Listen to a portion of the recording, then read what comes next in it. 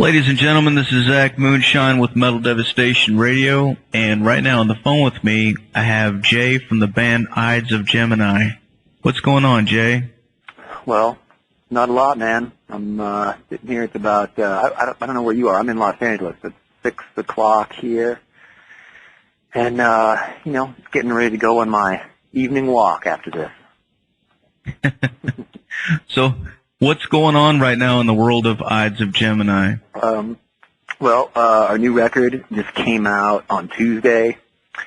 We played a record release show here in Los Angeles on Friday night. And so now we're just basically, our vinyl got delayed, so we're waiting on that to come out next month, October. And we're going to play again in December with Internaut. And then hopefully some touring in the new year. Nice. So how long have you guys been jamming, and how did this band get started?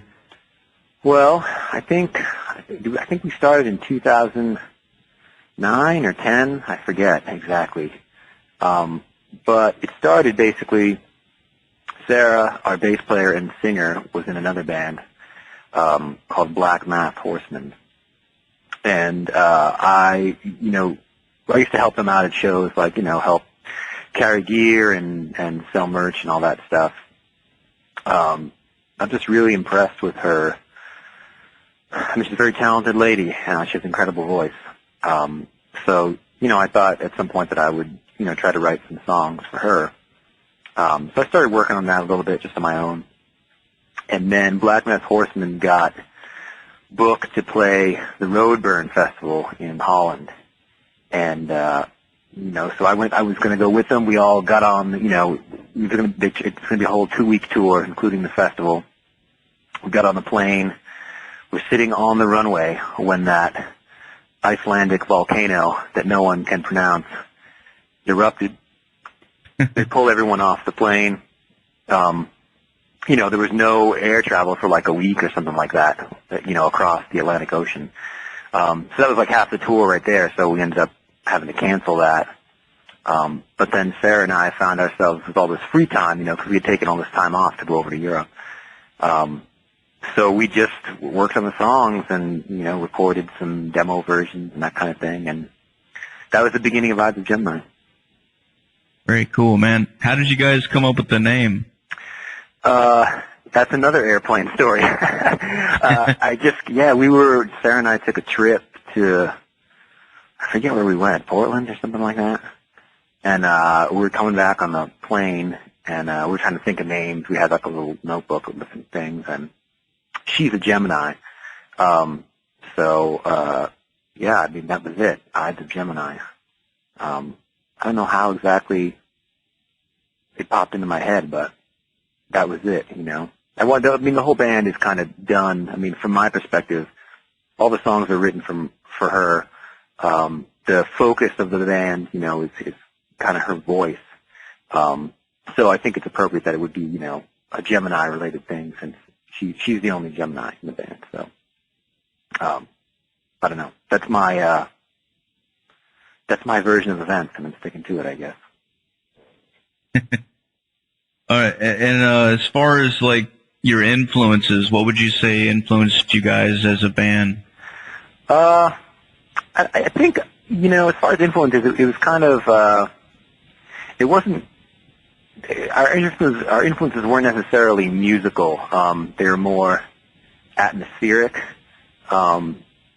different things like, maybe movies and directors and things like that, and kind of the mood and ambiance created by certain films like David Lynch movies and Alejandro Jodorowsky, things like that. Movies that have a very specific tone. I think that's kind of where we were coming from. Musically,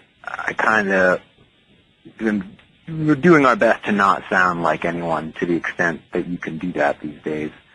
There's no specific musical influences to mention. I mean, we all have our favorite, music and bands, but we all kind of listen to different stuff too, There's maybe a small area where we all overlap and agree, But for the most part, I think a lot of each one of us listens to things that maybe the other isn't necessarily interested in. So I think that's kind of what makes it interesting, ultimately. Hey, you guys definitely have a very unique sound, too. Thank you.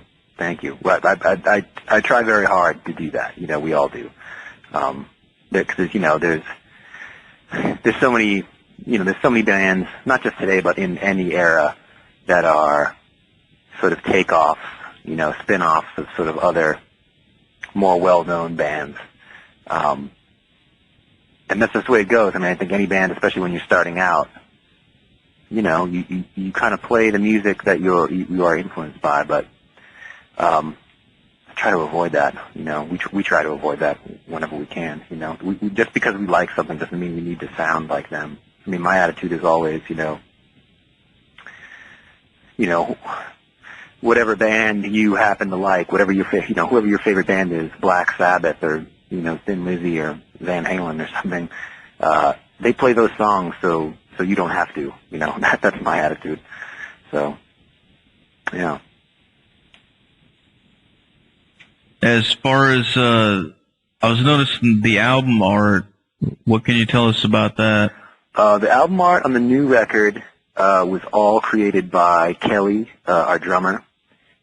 She's a very talented visual artist. She works a lot in different mixed mediums, wood burning, a lot of wood burning lately. But a lot of that stuff that you see there, like especially the cover, that's a hand-drawn thing that she did.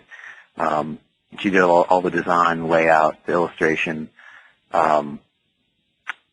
Sarah did our last record. They're both they're the artists in the band,